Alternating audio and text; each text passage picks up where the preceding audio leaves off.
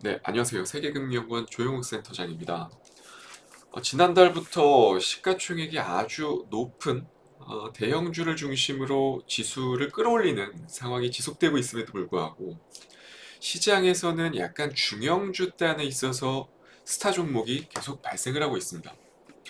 지금 바로 보고 계시는 금양이 가장 상징적인 역할을 하는 종목 중에 하나다 말씀드릴 수 있을 것 같고, 그리고 최근 급등주 트렌드에는 공통점이 있죠.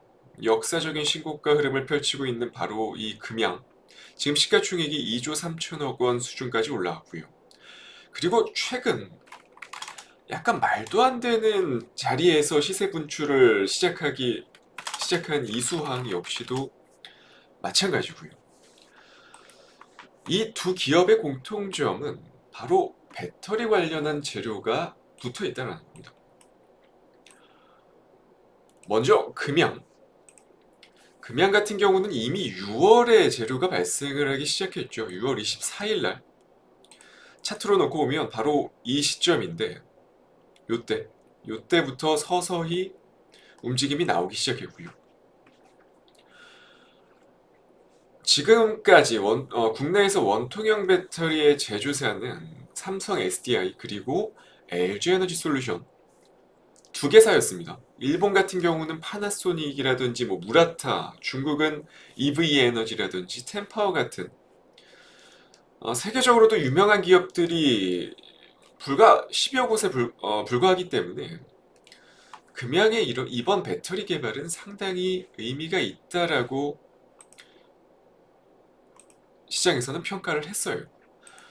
그럼에도 사실 누가 봐도 불과 1, 2년 만에 엄청난 기술 집약이 필요한 이 원통형 배터리에 있어서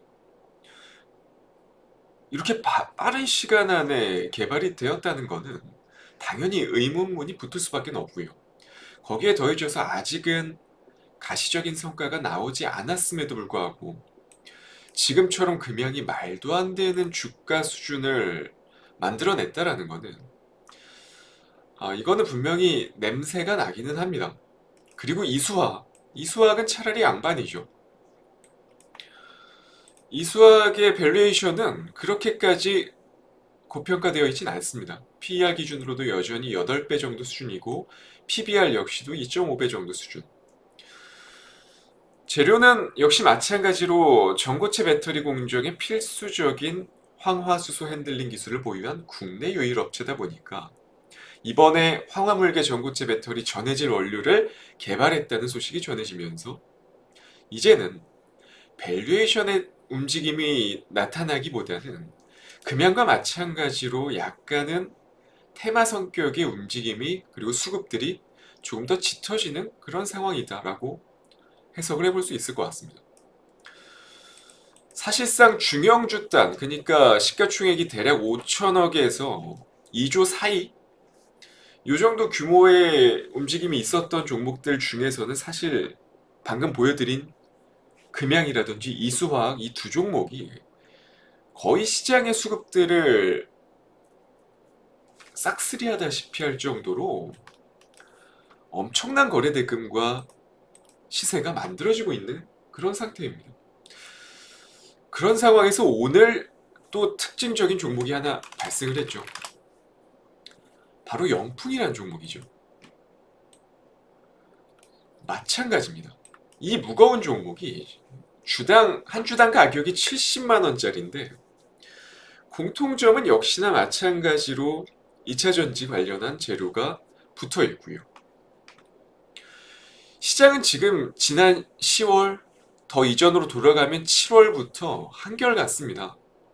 중소형 테마단에서는 우크라이나 또는 우크라이나 이제 재건 관련 쪽들 그리고 네옴시티 관련 쪽들 이쪽으로 계속 순환 기조가 돌고 있는 상태고, 그러다 보니까 시가총액 3천억 미만 단에 있어서는 테마가 계속 연속성을 띠는 쪽은 방금 말씀드린 재건이라든지 네옴시티 뿐이고요.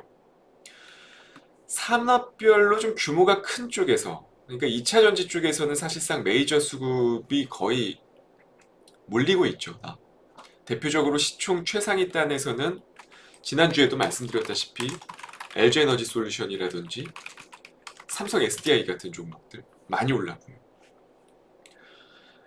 약간 큰 세력들이 여럿이 끌어올리는 성격의 종목으로는 타이틀에서도 말씀드렸다시피 금양 그리고 이수화 이 두 종목이 메인이 되고 있습니다.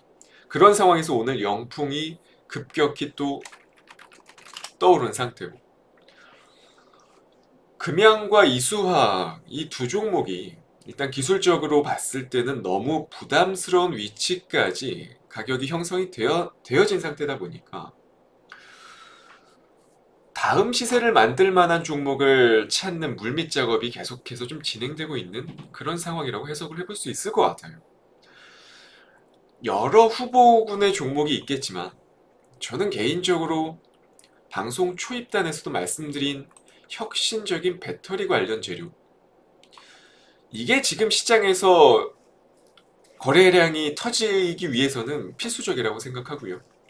단기 성격의 수급들은 관련한 재료가 붙지 않으면 크게 연속적인 시세를 부여하지 않고 있는 그런 상황입니다. 그러면 지금 와서 부각될 수 있을 만한 2차전지 재료로는 뭐가 있을까요? 단연 차세대 배터리로 평가를 받고 있는 전고체 전지이지 않을까 싶습니다. 전고체 배터리는 지금 널리 쓰이고 있는 리튬 배터리 이거랑은 다르게 전해질이 액체가 아닌 고체 상태이기 때문에 에너지 밀도가 높은 게 아주 특징적이죠.